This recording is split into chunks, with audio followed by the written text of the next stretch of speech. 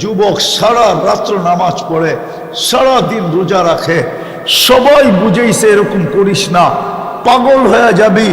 তো যুবক বলতেছে জান্নাত তো দেখতেছি, কবে যাব? জান্নাতের নিশায় তো করতেছি, জান্নাত তো দেখতেছি, লেগে গেছে নিশা। একদিন সকালে রাস্তা দিয়ে দৌড়াইতেছে আর বলতেছে আইনা আইনা, আইনা কোথায়? তো বন্ধু বান্ধব সব ছুটে গেছে, বলে ছিঁড়ছে তার, নিতে হবে পাবনা। তার ছিঁড়ে নাই, সকালে ঘুমাইছিলাম, জান্নাতের বাগান দেখলাম ফুলে ফলে ভরা। জান্নাতে ফুল ধরবে সোনার লতায়, ফল ধরবে সোনার গাছে, সোনার গাছে, এই কাঠের গাছে ধরবে না, কাঠের গাছে। জান্নাতে কোনো কাঠের গাছ নাই যুবক, কোনো লতা পাতায় ফুল নাই।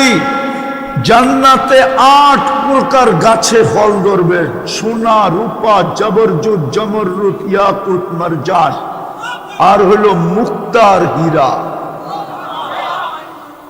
ফুলও ধরবে ওইটার ভিতরে। যে ফুল আর ফলে বড় বাগান দেখলাম, ঝর্ণা প্রবাহমান, মেয়েরা পানি ভরতে ছিল ঝর্ণার থেকে, যাদের রূপের বর্ণনা সৃষ্টির দেওয়া সম্ভব না। কাছে যখন গেলাম তো চিৎকার দিয়া উঠলো, আইনার জামাই আর স্বামী আসছে। আমি জিজ্ঞাসা করলাম আইনাকে? আমরা কোথায়, আমরা তো ওর দাসী, ও তো আরো আগে। হাঁটার গতি বাড়ায়া দিলাম, দ্বিতীয় বাগানে পৌঁছলাম, ঝর্ণা পাইলাম। প্রথম মেয়েদের চেয়েও পুঠি গুণ, অবর্ণনীয় গুণ, সুন্দরী মেয়েরা পানি ভরতে ছিল।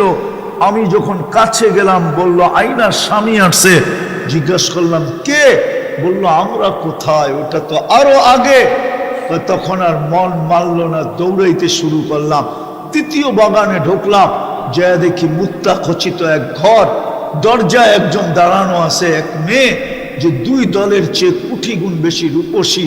ভাবলাম এটাই হবে, ছুটা ধরতে চাইলাম, থামায়া দিয়া বলল আমি না, আসলটা ভিতরে বসা আছে। তাকায়া দেখলাম হীরার দোলনায় দুল খাইতেছে,